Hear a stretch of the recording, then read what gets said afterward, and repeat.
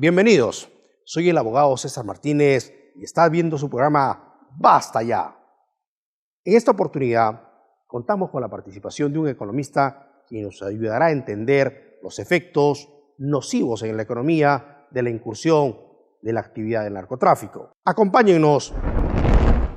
En esta oportunidad contamos con la presencia del economista Carlos Rivas Dávila, exdiputado en 2 oportunidades, exministro de Economía, exdecano del Colegio de Economistas del Perú. Carlos, bienvenidos a tu programa. Muchísimas gracias por tu invitación y presto a dialogar y conversar contigo sobre los temas de interés nacional o lo que tiene conveniente. Carlos, los ciudadanos tenemos una gran preocupación y ha sido objeto de los últimos programas que hemos tenido con relación a la incidencia que pudiera tener en la economía el tráfico de drogas. Bueno, como en algún momento comentábamos antes de la entrevista en sí, este es un tema muy polémico que no solamente involucra y tiene efectos sobre el contexto de la economía del país, sino sobre toda la sociedad en su conjunto. Porque no olvidemos que no es producto de la generación de empleo productivo, de servicios que se realizan en diferentes transacciones económicas, sino producto de un comercio hasta la fecha ilegal, que no solamente destruye, compra instituciones, corrompe las entidades del Estado, las públicas, las privadas, sino que también daña la moral pública y hace daño también físico a quienes consumen esa droga.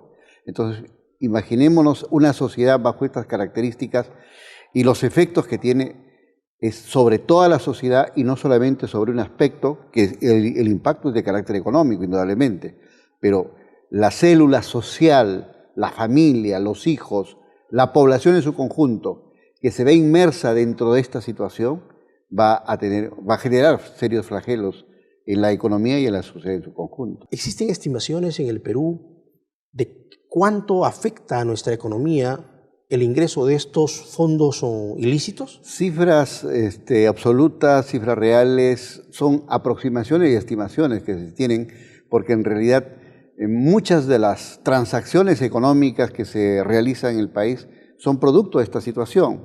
Negocios que los vemos en las partes urbanas, rurales, adquisiciones de bienes, inmuebles, propiedades, empresas de tragamonedas, lavanderías, líneas de ómnibus, y todo eso forma parte en gran porcentaje del tema del narcotráfico.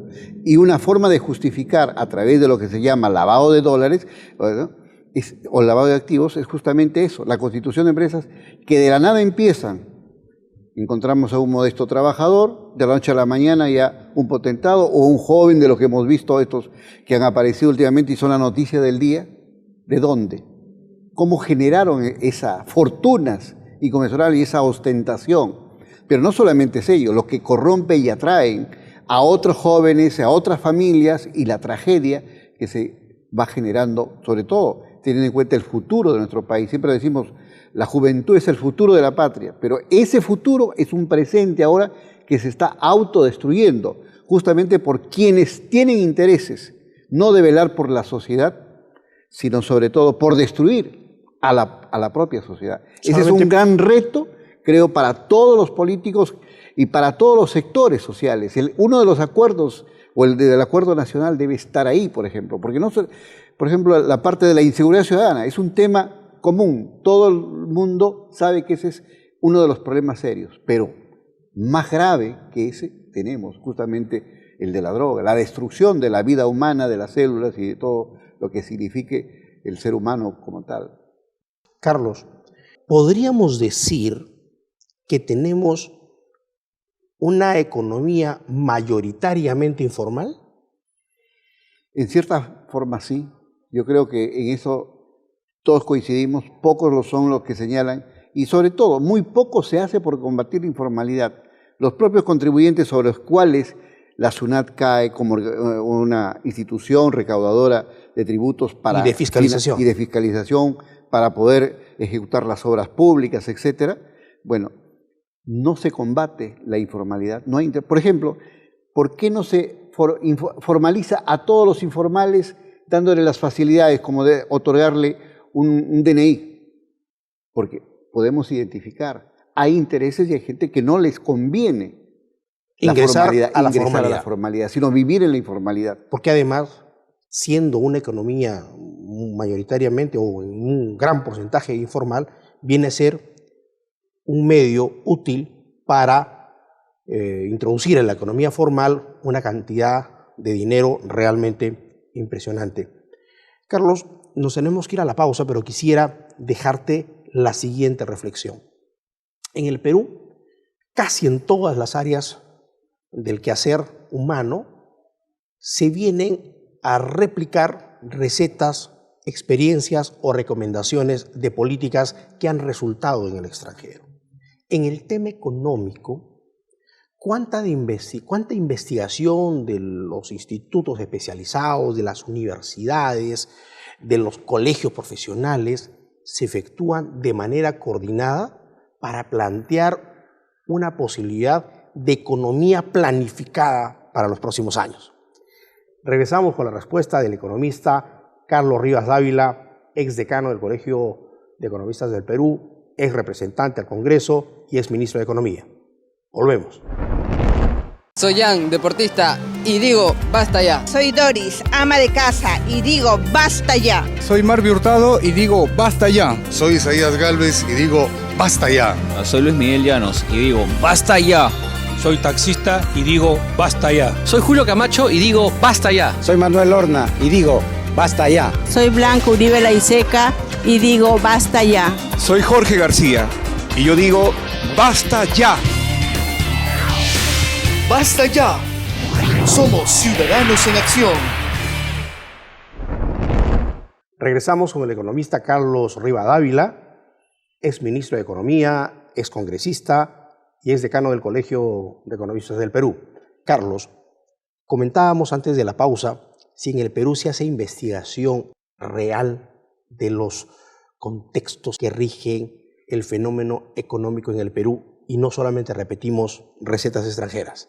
Sí, hay muchas investigaciones que lo hacen las propias universidades, institutos privados, pero no solamente es investigar, no solamente es quedarnos en el diagnóstico, en conocer la realidad que en una u otra forma la conocemos.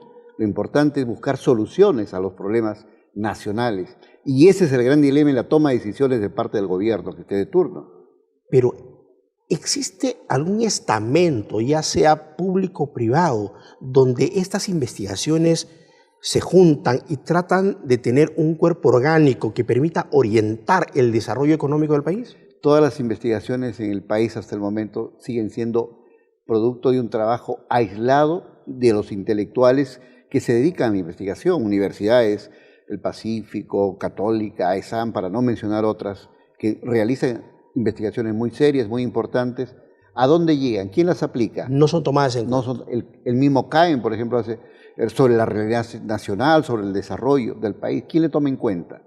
Si ni siquiera los propios gobiernos que plantean sus propuestas de gobierno para ejecutarlas, en el caso de ganar, las aplican y cambian, vemos pues que también, así como hablábamos de la informalidad económica, también hay una informalidad política y social que afecta a todos. Y a eso justamente quería ir la segunda parte de esta conversación, el tema de la planificación. Para un economista es posible entender la recomendación a un cliente suyo, incursionar en determinada actividad o negocio sin planificación. No, al contrario, la planificación es organizar previamente las actividades con objetivos, con metas muy precisas de lo que se quiere hacer, alcanzar y llegar. Y esa planificación al final a un cliente, ¿qué le va a generar? Beneficios económicos cuando hay una planificación, altos niveles de utilidad y de rentabilidad y garantía de un trabajo serio. Lo otro no, puede estar ganando, pero no sabe si es el óptimo.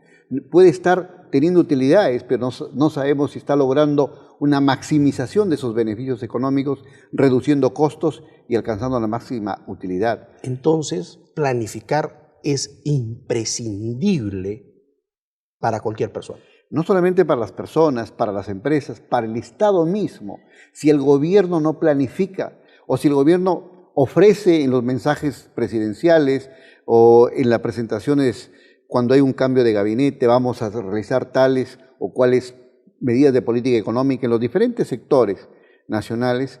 Sin embargo, se queda simplemente ahí, porque no hay un organismo rector que evalúe el cumplimiento de esos ofrecimientos, de esos objetivos y de esas metas.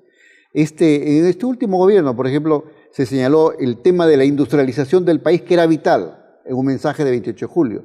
Se señaló como importantísimo el tema de la descentralización. ¿Qué hay de ambos puntos, para tomar dos ejemplos nada más? En absoluto.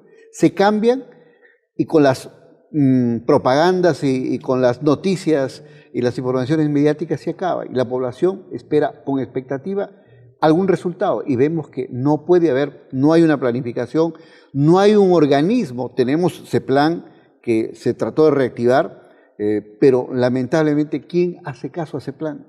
Tú que has tenido una experiencia como ministro de Economía, ¿quién decide la política económica real? ¿Un equipo técnico en virtud o en base a los beneficios que pudieran generarle para el país? ¿O son decisiones particulares que tienen como trasfondo intereses de algunos sectores económicos interesados? Más es lo segundo, pero lo ideal es que debería ser un equipo técnico, como bien se está señalando, no solamente con los actores principales que son los ministros, los principales funcionarios, sino también la evaluación de ese cumplimiento con metas muy precisas y claras. ¿Qué es lo que se quiere? Por ejemplo, ya se acerca el Bicentenario. ¿Cómo va a llegar el Perú a estos años de 200 años de independencia del país? ¿Cómo hemos avanzado en educación, en cultura, en agricultura, en industria, en turismo? ¿Cómo estamos desarrollándonos? Creo que nos llega el Bicentenario en un examen que tal vez o muy probablemente lo desaprobemos. Carlos, en este contexto de la planificación y en este análisis o prejuicio que tenemos la gran mayoría de ciudadanos, en que los intereses públicos del Estado y los intereses de los grupos económicos o empresariales están absolutamente divorciados, ¿eso es real? En la práctica sí, pero deben ser convergentes cuando hay intereses nacionales mucho más grandes. Es ilegal que estos intereses, tanto públicos de desarrollo como los privados de obtención de una utilidad a su actividad, o sea, ¿por qué necesariamente tienen que ser colisionantes? Es que se tiende muy mal lo que debe ser la economía social de mercado. Se piensa que solamente la oferta y la demanda buscan un bienestar económico, y estamos encontrando que en esta época de competitividad y de globalización de la economía, no es los criterios tradicionales de la economía de mercado los que generan el bienestar social. Hay muchas contradicciones y hay mucha polarización. Si es que las políticas públicas de economía permitieran el desarrollo de los grupos empresariales en el mejoramiento y crecimiento de sus recursos, esto podría también beneficiar más abajo a los trabajadores, a los ámbitos de influencia, a las familias y a la sociedad en su conjunto. Sí, pero no bajo las características que se desarrolla ahora. ¿Cuáles son esas características que hoy día se producen y qué es lo inadecuado? La informalidad que también y el espontaneismo que no conduce a nada. Esto tiene que ser un esfuerzo de concertación. El Estado, el capital, el trabajo, vale decir, los empresarios, en sus diferentes organizazaciones. Los trabajadores, la clase profesores. Laboral, así, todos vamos a ganar. Y todos debemos apuntar al mismo horizonte. Un desarrollo con una comunidad en condiciones de seguridad en todo orden de cosas.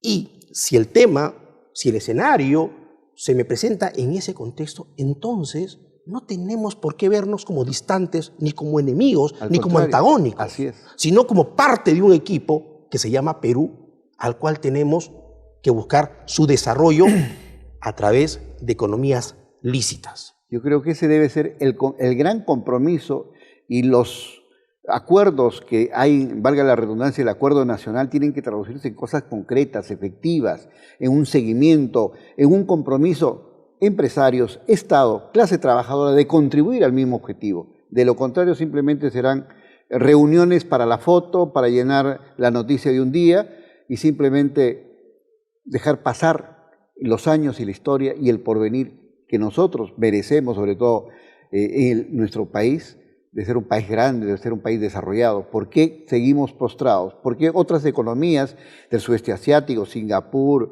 Corea, estaban hace 50 años casi en los mismos niveles que el Perú? Y como ellos en 4 o 5 décadas han desarrollado y nosotros nos hemos quedado en tecnología, en educación. Los pilares fundamentales del impulso hacia estos logros de planificación, de un desarrollo económico, científico y tecnológico se han quedado. Seguimos simplemente como antes, no hemos avanzado mucho, por más que el crecimiento económico se diga en algunos años ha generado bienestar, sí, pero y luego ahora ¿cómo estamos? Otra vez hemos retrocedido. No hay solidez en el contexto económico del país. Un examen que definitivamente resulta necesario. ¿Qué aprecias tú sobre los efectos de esta conflagración irracional que se produce en Arequipa, en Tía María, en Islay, la cantidad de pérdidas no solamente de la inversión minera, sino también en la economía local y la economía nacional? Las implicancias son muy graves y muy preocupantes, porque no solamente es Tía María como una expresión de explotación de una mina en Arequipa, sino todas las inversiones que están en lista de espera, que quieren entrar, ¿cómo van a explorar si no hay las condiciones? Si el mismo Estado se siente impotente para poder proteger e impulsar el desarrollo económico, la generación de empleo, la defensa del medio ambiente, cosas elementales y básicas. Pero ¿qué inversionista va a querer venir a explotar en el Perú cuando hay otras economías que le abren las puertas para que desarrollen eso? Nos estamos perjudicando nosotros mismos. Y justamente ese es un contexto de inseguridad porque no existe autoridad, no hay autoridad, ya sea Estado, sí. Independientemente de las posturas que puede tener uno u otro en cuanto a ser un país pro-minero o anti-minero. No podemos llegar a estos excesos en los cuales ya se han perdido muchas vidas, se pone en riesgo la credibilidad del país y se pone en riesgo la seguridad de muchos policías, quienes de manera absolutamente sacrificada realmente son como animales mandados al despeñadero. Carlos, en una entrevista con Richard Webb le preguntaba si los costos de la corrupción estaban considerados en las inversiones o en las grandes inversiones fundamentalmente de los extranjeros que vienen al Perú. Sí, efectivamente hay una estimación. Lo importante es que esas estimaciones no se divulgan, son internas para el manejo propio de las Pero se consideran. Se consideran. Que es el riesgo de la inversión. Tú no puedes simplemente ir a la aventura. Tengo este capital, voy a invertir, y si no da el resultado, y si no tienes el análisis de todas las condiciones técnicas, económicas, jurídicas, sociales, políticas. Si los inversionistas extranjeros tienen que hacer estas estimaciones, y como Estado no hemos establecido políticas para minimizarlas, ¿esto encarece o no encarece las inversiones? No solamente encarece, sino retraen las inversiones, no estimulan la inversión, al contrario, desestimulan, y esas inversiones que pueden generar trabajo, empleo, divisas, mejor bienestar económico para el país, se orientan a otros estados. Ese es un gran riesgo. La corrupción es cuantificable en el perjuicio y daño que le generan a nuestras economías y fundamentalmente a aquellas economías de los sectores menos pudientes, o es algo que sucede en las grandes esferas y que no nos afecta en lo absoluto a los ciudadanos de a pie? Sí se puede cuantificar. Por ejemplo, ¿cuánto es el presupuesto nacional? ¿Qué cantidad de dinero se dedica para inversión, para proyectos? ¿Cuántos de esos proyectos cumplen su finalidad? ¿Cuántos se ejecutan realmente de acuerdo con los estudios que se formulan? ¿Cuántos quedan en el camino? O cuando se le da al buen postor, al que ganó una obra, una licitación, un adelanto del 60% y la obra queda inconclusa. ¿Quién paga eso? Si es dinero de todos los peruanos. Los costos se pueden estimar y se sabe todos los aspectos que están afectando la economía del país. Dinero que con tanto esfuerzo, pese a las evasiones, pese a todo, se recauda. No terminan en una obra física buena. Tenemos los presidentes regionales y varios detenidos, presos en Piedras Gordas, funcionarios de todos los niveles. Hasta la última noticia de hace unas horas, que la Contraloría acaba de decir de los pañales que también se compraron, se digitaron. Ese es el costo de la corrupción. Se puede cuantificar y se sabe cómo hace daño al país. Existen algunos dentro de la historia, tú como economista y como conocedor seguramente de todos los ministros de economía que han pasado en los diferentes regímenes en los últimos 30 años, existen responsabilidad que se haya sido determinada en funcionarios del Estado que no hayan hecho las verificaciones o las revisiones, las evaluaciones de los proyectos de inversión en el país en general, o son lunares que sobran los dedos de la mano? No, la responsabilidad está identificada en los diferentes gobiernos y quisiéramos analizar, los sacamos a la vista. El tema es que no se sanciona, el tema es que esas faltas graves y delincuenciales que atentan contra el Estado Nacional prácticamente no son sancionadas. En ese contexto, el sistema de administración de justicia en este país de hace no 10, sino muchos más años, ¿funciona o le hace el juego a la corrupción? Creo que es parte de la corrupción más que hacerle el juego, porque lo estamos viendo en todos los estamentos, en la Fiscalía, en la Policía, en los poderes públicos del Estado, que deben ser los garantes, no solamente de la defensa de la ley, sino sobre todo de la justicia y de evitar los aspectos delincuenciales de funcionarios, de trabajadores, etcétera.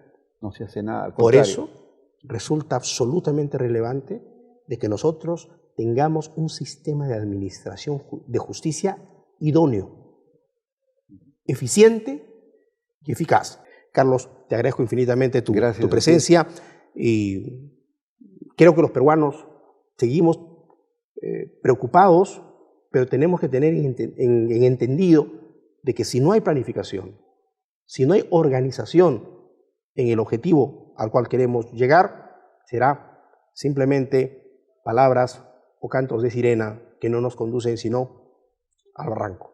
Regresamos en breves momentos. Soy Jan, deportista, y digo, basta ya. Soy Doris, ama de casa, y digo, basta ya. Soy Marvi Hurtado y digo, basta ya. Soy Isaías Galvez y digo, basta ya. Soy Luis Miguel Llanos y digo, basta ya. Soy taxista y digo, basta ya. Soy Julio Camacho y digo, basta ya. Soy Manuel Horna y digo, basta ya. Soy Blanca Uribe Laiseca y digo, basta ya. Soy Jorge García y yo digo, basta ya. ¡Basta ya! Somos Ciudadanos en Acción. Señor presidente, nuevamente, no entendemos los ciudadanos por qué no toma las decisiones necesarias para garantizar el orden interno en Arequipa. No es posible que sigamos enviando al matadero a más policías. Es necesario que declare usted el estado de emergencia para generar un contexto de tranquilidad en esa comunidad que tiene a ciudadanos confrontados innecesariamente. Y por otro lado, no podemos dejar de comentar la destitución del fiscal de la Nación, Carlos Ramos Heredia. Una situación tan grave que tuvo y mereció la decisión de 5 de los 6 miembros del Consejo Nacional de la Magistratura, quienes ante las evidencias tomaron una decisión. Si bien es cierto, todos tenemos el derecho a la presunción de la inocencia, creemos que en este caso existían múltiples evidencias que cuando menos merecían la separación del cargo. Hasta la próxima semana, Dios mediante.